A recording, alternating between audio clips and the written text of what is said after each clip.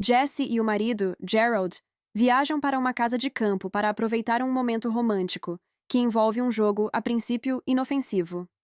Até que ela é algemada na cama e, de repente, tudo se transforma numa luta angustiante pela sobrevivência. Os chamados filmes de câmara se chamam assim por serem ambientados em praticamente um único cenário na maior parte do tempo. São bons exemplos desse estilo 12 Homens e uma Sentença, 1957, Cães de Aluguel, 1992 e Deus da Carnificina, 2011. Entretanto, os gêneros de terror e suspense parecem ter um interesse especial nessa configuração de trama, já que o confinamento costuma dar uma boa premissa de tensão, gerando títulos igualmente eficientes como Cubo, 1997, Jogos Mortais, 2004, Enterrado Vivo, 2010 e Locke, 2013.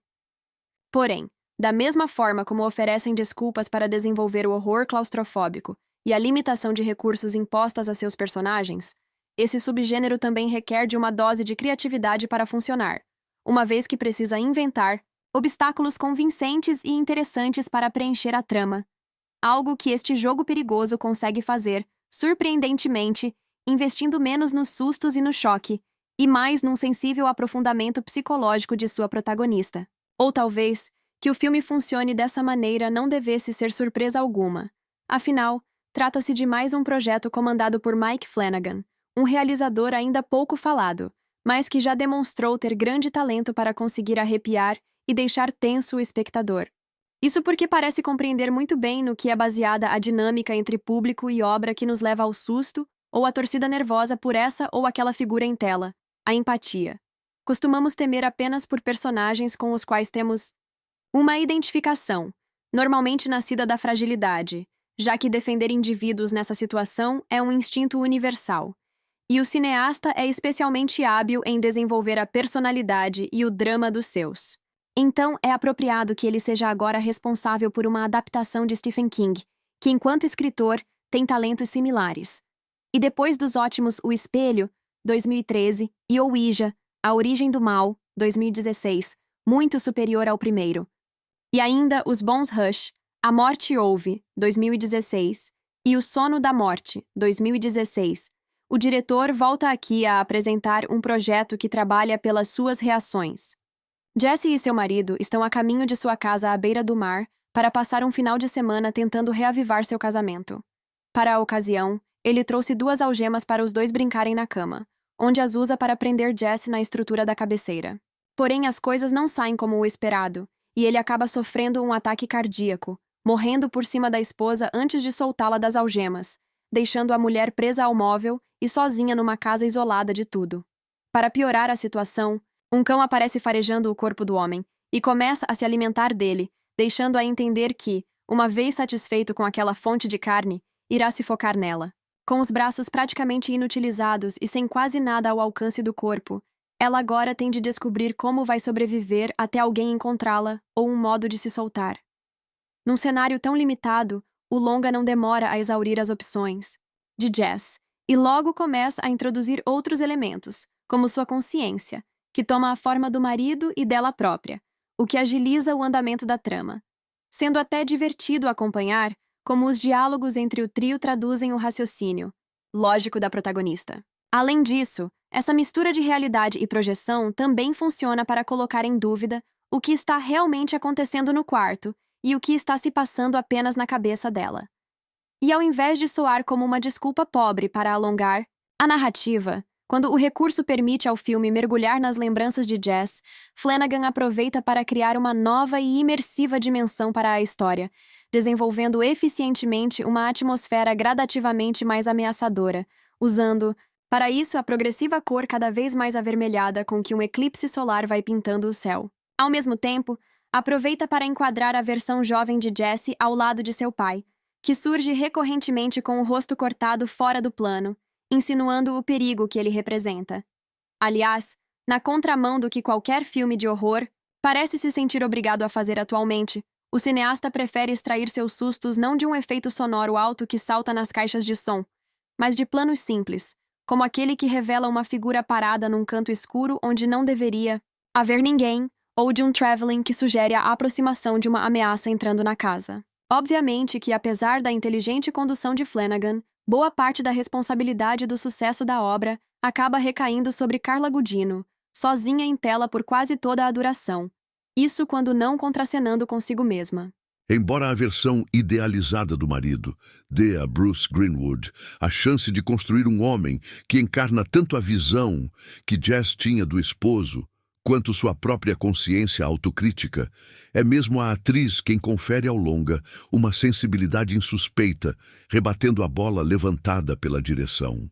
Com seus grandes olhos claros, ela consegue admiravelmente evocar tanto a insegurança natural de Jessie e o medo experimentado por ela naquela situação, quanto sua força para superá-la, surgindo como uma mulher que consegue ser simultaneamente indefesa e empoderada.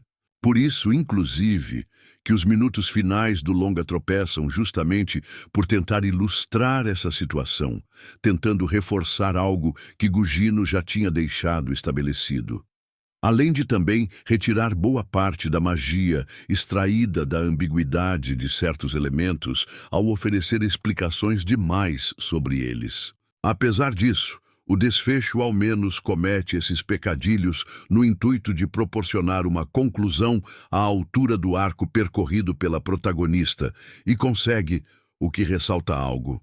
Mike Flanagan e Carla Gugino são artistas que merecem bem mais atenção do que recebem. A premissa pode parecer um tanto quanto boba. Um casal, formado por Jessie e Gerald Burlingame, resolve tirar um período de descanso das atarefadas vidas para resgatar a centelha de seu casamento.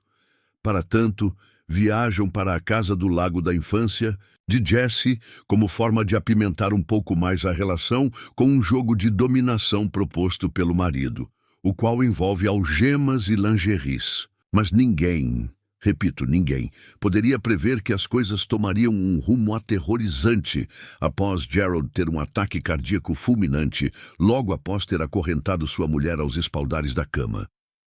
E é exatamente aí que a história realmente começa.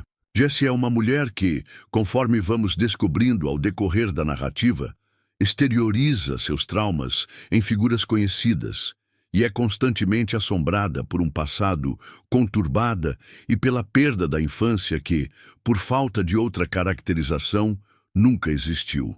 Em uma clara situação de impotência, ela não pode fazer nada a não ser aguardar um milagre que a permita sair do quarto. Mas o fim de semana na casa foi planejado de modo a ninguém, nem mesmo jardineiros, empregados ou familiares, atrapalhar o momento íntimo do casal. A construção de todos os elementos é essencial para transparecer todas as sensações de perda e ruína. Afinal, visualmente, a protagonista está num beco sem saída, sem possibilidade de alcançar o celular, as chaves ou até mesmo algo para se soltar. Isso não seria King sem o toque sobrenatural, mas a concepção muitas vezes intangível daquilo que não podemos explicar é, na verdade, uma extensão psicossomática do medo e da tensão que se apossam de Jessie à medida em que as horas passam. Ela começa a ver aparições dela mesma, solta, e de seu falecido marido, travando combates verborrágicos, não apenas sobre o que acontecerá a ela, mas sim como toda sua vontade de atender ao desejo dos outros a transformou em uma marionete. A outra Jessie, emergindo dentro de uma personalidade afrontosa e bem mais equilibrada que sua versão aprisionada, fala sobre as falhas de seu casamento enquanto desenterra eventos de um passado remoto que ficaram às escondidas por muito tempo. Enquanto isso, o outro Gerald, em solilóquios existenciais e insuportavelmente calmos, tenta direcionar a protagonista para sua ruína, coagindo-a a aceitar seu destino. Jessie, quando criança, viajou para a mesma casa do lago com sua família e durante a ocorrência de um eclipse total foi abusada por Tom, seu pai. E após ser induzida a não falar sobre isso com ninguém, incluindo com sua mãe, ela se sentiu na obrigação de proteger seus irmãos, ainda que nunca mais se sentisse parte daquele conjunto familiar. Tal revelação é interessante porque mostra que, caso ela não tivesse cedido às chantagens emocionais do marido e se imposto sobre suas preferências, não estaria naquela posição completamente desfavorável e perigosa. O filme talvez perca um pouco de seu brilho nos momentos finais, durante os quais as pontas soltas são finalmente fechadas e as consequências da experiência torturante vivida pela personagem principal. Após conhecer a verdadeira identidade do Homem da Lua e traçar um paralelo com os monstros que a assombraram durante toda a sua vida, Jesse, em um voice-over que não se mostrou essencialmente necessário para o entendimento da trama, dá a própria perspectiva sobre o que aconteceu em um alto diálogo com sua criança interior, que foi obrigada a amadurecer, perdendo a inocência e arrastando as sequelas para sua vida adulta. Tudo é previsível e segue o padrão de arcos de redenção, e por isso mesmo não conversa no mesmo tom que o restante da obra. Jogo Perigoso é um thriller visceral e intimista que explora as fraquezas do ser humano nas situações mais caóticas possíveis. Curta o vídeo, comente e compartilhe, inscreva-se no canal.